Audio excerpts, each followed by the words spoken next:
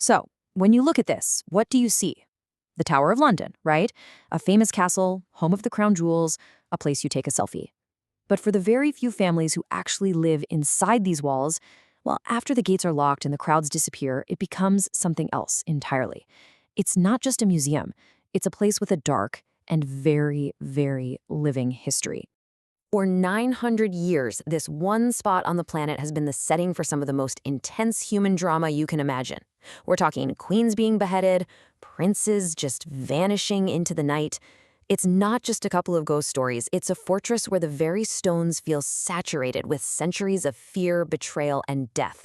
So you have to ask, how did one building become arguably the most haunted place on Earth? Well, its story really starts with its purpose. See, when William the Conqueror built this place, he wasn't creating some future tourist hotspot. He was building a statement.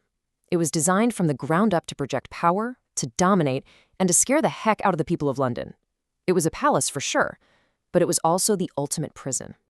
And what's so crazy is that these hauntings aren't just some ancient legends. The famous yeoman warders, the beefeaters, they actually live here with their families. They're not just guarding jewels, they are involuntary witnesses to its ghostly legacy. And their experiences, we're talking strange lights, footsteps, actual apparitions, they're so consistent that they get recorded in official logs. For them, this isn't just folklore, it's what happens after you put the kids to bed. So, who exactly are these spirits that are supposedly wandering the corridors at night? Well, as you'd probably guess, the most famous ghosts belong to the tower's most famous victims. And we absolutely have to start with the spectral headliner, the tower's most legendary resident. Anne Boleyn, King Henry VIII's second wife, she was executed right here on Tower Green back in 1536, and she is by a long shot the most frequently spotted spirit.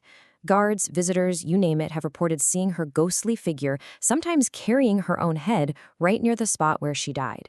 Some have even seen a whole spectral procession, led by Anne herself, floating down the aisle of the chapel where her body is buried. But maybe the most heartbreaking and persistent mystery of the tower isn't really about a ghost. It's about two little kids who just disappeared. It's a question that has haunted historians for more than 500 years. So in 1483, the 12-year-old King Edward V and his 9-year-old brother Richard were brought to the tower, supposedly for their own protection, by their uncle Richard III. They were put up in what's now called the Bloody Tower, and then they were just gone, never seen again. For centuries afterwards, guards would report seeing their ghosts, two small children in nightshirts clinging to each other in fear. For nearly 200 years, it was just that, a sad, creepy story people told in the dark, a legend. But then, in the year 1674, something happened that turned everything on its head. Workers were doing some renovations, and they found a wooden chest buried underneath a staircase. And inside, the skeletons of two children, whose ages perfectly matched those of the lost princes. It was this absolutely shocking discovery that seemed to prove the ghost stories were true all along. Suddenly, the legend felt terrifyingly real. But the spirits of the tower are not just tragic royals. Oh no, this is where things get really weird. The fortress holds secrets that are far stranger and honestly way more terrifying than a headless queen or a couple of ghost kids. A ghost bear. I know what you're thinking. It sounds ridiculous, right? Almost like a punchline. But the story behind it is actually one of the most well-documented and genuinely frightening encounters in the tower's entire history. And it all goes back to a piece of the castle's past most people have totally forgotten. You see, for 600 years, the Tower of London was home to the Royal Menagerie. It was basically London's first zoo, filled with all these exotic animals that were given as gifts to the king or queen. We're talking lions, leopards, and yep, even polar bears.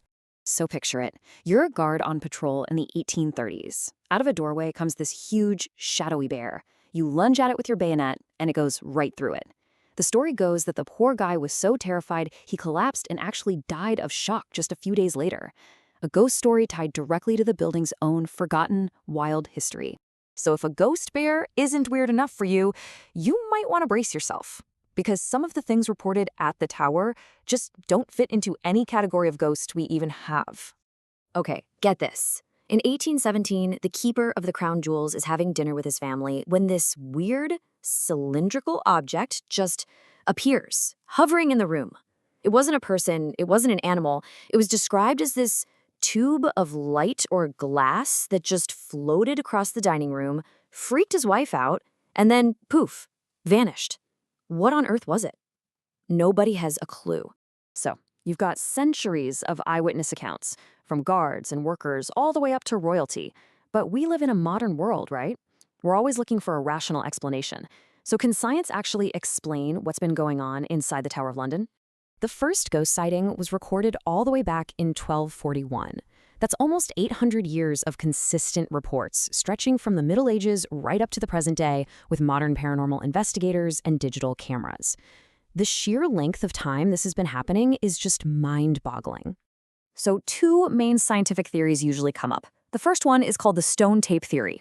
It's this idea that the stones of a building can somehow record intense emotional events, like a ghostly security camera, and then just replay them over and over. That might explain why these ghosts just seem to repeat the same actions, totally unaware of anyone watching. The other is infrasound. That's a low-frequency sound, below what we can hear, that can be created by wind whipping through old buildings. And this sound can actually cause feelings of dread, chills, and even make you think you see something out of the corner of your eye. But here's the thing. While those theories might explain some of the creepy feelings or the cold spots, they really don't explain detailed, consistent sightings of specific people or animals or, strange cylinders of light. So despite our best efforts to explain it all away, the mystery just keeps on going. And maybe the most fascinating part is that the tower seems to still be recording. The ghosts aren't just from hundreds of years ago. People have reported seeing figures in World War I and II uniforms. The ghosts of spies who were executed here in the 20th century. It's like the tower is still accumulating its ghosts. So what does it all come down to? 900 years. 900 years of life, death, joy, and incredible trauma, all squeezed into this one 12-acre plot of land. The sheer weight of that history is almost impossible to even wrap your head around. Which really leaves us with this final, really unsettling question. Is it all just tricks of the mind and weird sounds?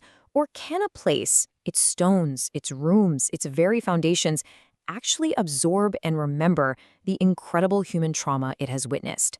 Maybe the Tower of London isn't just haunted by ghosts, maybe it's haunted by memory itself.